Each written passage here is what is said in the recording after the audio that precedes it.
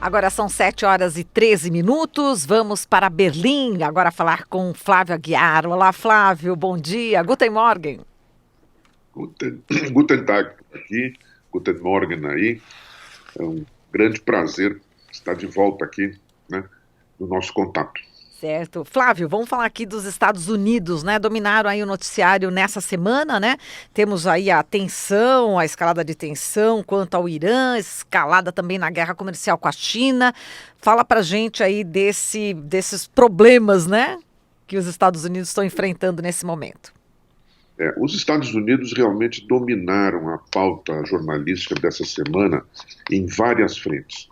A primeira delas, como você mencionou, foi a escalada da sua presença militar no Oriente Médio, com o objetivo proclamado de conter o Irã, quer dizer, de se contrapor a uma possível ofensiva ou proclamada ofensiva do Irã contra, cito as declarações do governo norte-americano, contra as posições e os interesses dos Estados Unidos na região.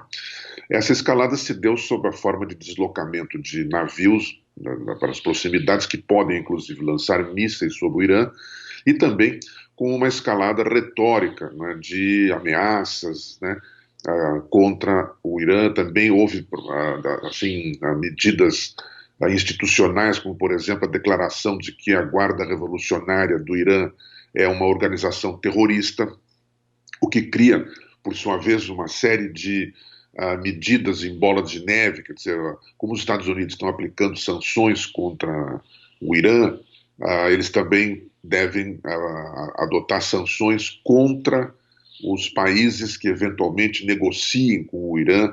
E a declaração da Guarda Revolucionária como uma organização terrorista também ajuda a intensificar essa pressão econômica sobre o Irã, além do fato de que, já há algum tempo atrás, os Estados Unidos denunciaram o acordo sobre o programa nuclear do Irã, que foi assinado por outros países também, que ainda mantém a sua assinatura, e que foi assinado durante o governo de Obama. O Trump simplesmente denunciou esse acordo. Há uma dúvida ainda sobre isto. Primeiro, em que medida essa escalada é o resultado de uma iniciativa liderada pelos os assessores de Trump, sobretudo John Bolton, que é um conhecido falcão, né, como se diz no jargão político norte-americano, e também por Mike Pompeo, que é o secretário de Estado e que, portanto, é o responsável pela política externa norte-americana. Isso está ligado a um pensamento pentecostalista que domina a política externa norte-americana, né, e que agora está sendo imitada, inclusive, no Brasil, de uma maneira mais desajeitada, mais canhestra, mais ridícula até, mas a fonte de inspiração é a mesma, né. Será que isso pode realmente conduzir na direção de uma guerra, de um ataque contra o Irã? É uma dúvida que fica no ar. O Irã não é o Iraque, o Irã não é a Líbia, o Irã não é o Afeganistão, é um país muito mais organizado e que tem uma capacidade militar muito maior. Agora, será que isso vai acabar num ataque que poderia se classificar assim de lunático contra o Irã? Não sabemos. O fato é que os Estados Unidos, nessa direção, com esse pentecostalismo que domina a sua política externa, que vê em Israel uma espécie de ponte para a salvação do mundo ocidental, né, vem se obedecendo também a uma política de aliança permanente com a Arábia Saudita, né, coisa que o governo Trump manifestou já várias vezes, em várias ocasiões, a ponto de haver gente que diz que quem está ditando a política externa norte-americana ao lado desse pentecostalismo é a Arábia Saudita, devido à sua inimizade, à sua agressividade contra o Irã, manifesta inclusive em circunstâncias como a da guerra no Iêmen. Aliás, ontem houve um bombardeio na capital do Iêmen que matou 6 pessoas, sendo 4 delas crianças. Bombardeio este feito pela Força Aérea da Arábia Saudita, que com o apoio dos Emirados Árabes Unidos está combatendo os rebeldes Houthis naquele país, acusados de serem uma espécie de aliança, de aliados, de porta-voz do Irã. Um outro componente que faz parte dessa escalada é a eleição. Quer dizer, no ano que vem, a eleição para presidente dos Estados Unidos, e Trump deve tentar disputar a reeleição. Ele deve, primeiro vai ter que ser nomeado candidato pelo Partido Republicano, que pode perfeitamente acontecer, e depois ele vai ter que disputar a eleição buscando a sua reeleição. E Trump, pelo visto, precisa, no mínimo, de um clima beligerante, né?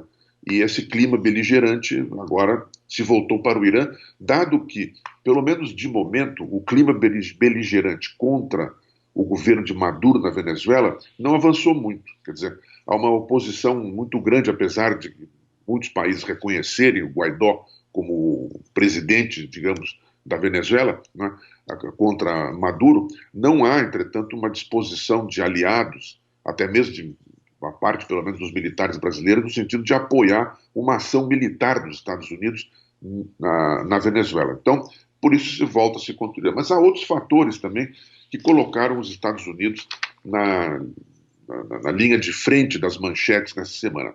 Entre elas, por exemplo, a guerra comercial com a China, né, que aumentou, se intensificou com a retomada de novos impostos sobre bens que a China exporta para os Estados Unidos, e mais ainda agora, né, com o banimento da empresa chinesa de telecomunicações Huawei, que é a terceira produtora de material eletrônico no mundo, inclusive de iPhones, smartphones, né?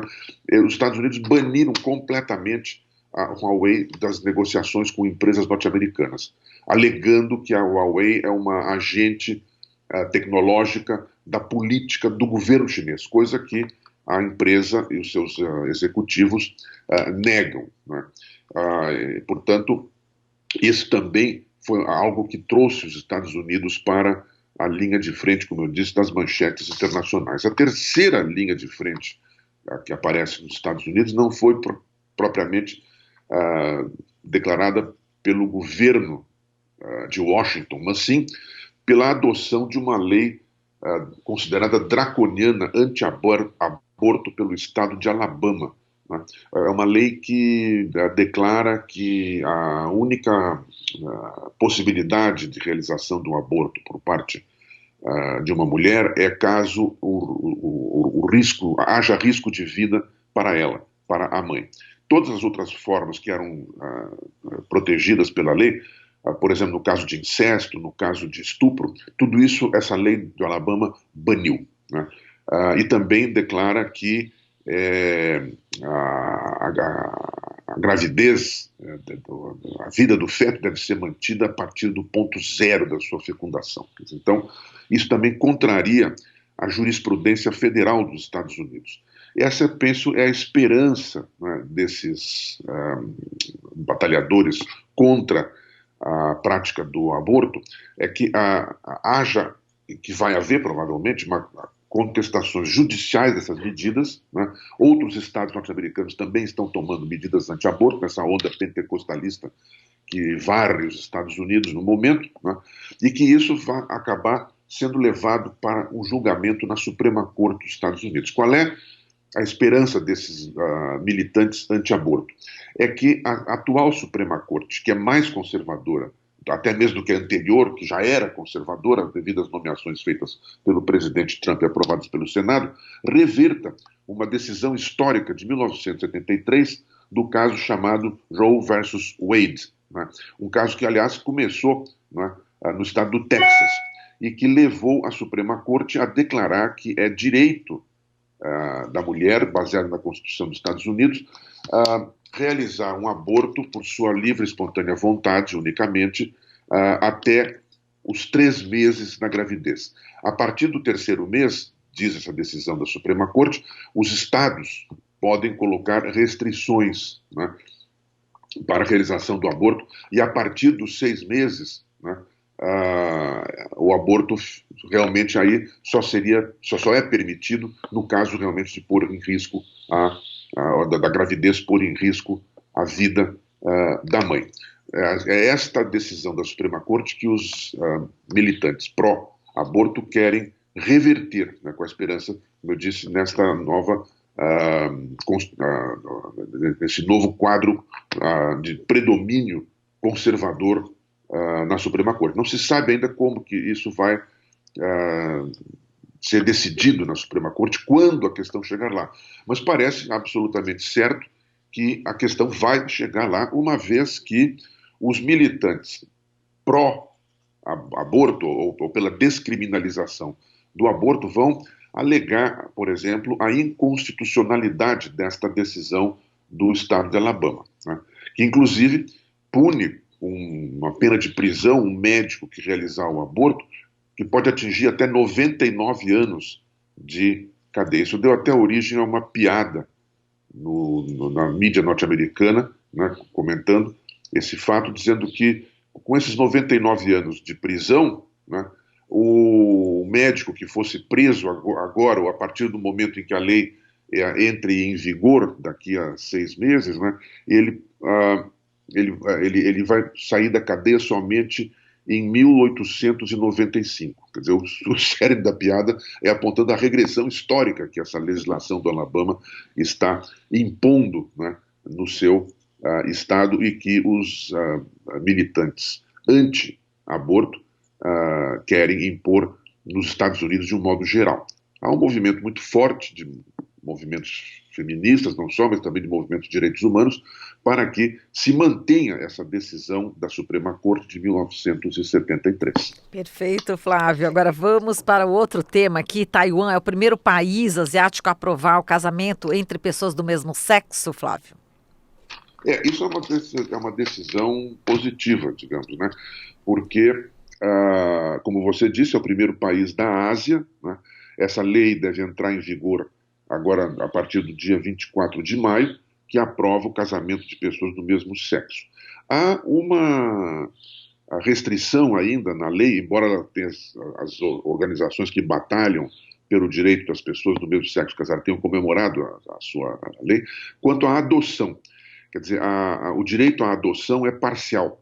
O parceiro ou a parceira de um casamento do mesmo sexo pode adotar como seu o filho, né, do seu ou da sua parceira, né? Mas o casal como tal ainda não pode adotar, ainda não pode fazer uma adoção, né? E uma curiosidade a respeito desta lei é que ela contraria uma decisão que houve no referendo no ano passado. A maioria da população de Taiwan, ou a antiga China nacionalista, né, votou contra a adoção da possibilidade do casamento de pessoas do mesmo sexo. Mas o parlamento agora, por iniciativa da presidenta Tsai Ing-wen, que propôs a legislação aprovada, agora aprovada, o parlamento tomou a iniciativa de declarar a legalidade desse casamento. É uma situação muito peculiar, né, que provavelmente vai criar também algum tipo de consequência política naquele país. Mas, de momento, é uma decisão realmente positiva e pioneira, não é, na Ásia. Tá certo, Flávio. Bom, a gente agradece aqui a sua participação. Grande abraço para você, Flávio. Até a próxima. Um grande abraço e até segunda-feira. Até segunda. Falamos aqui com o Flávio Aguiar, diretamente de Berlim, na Alemanha.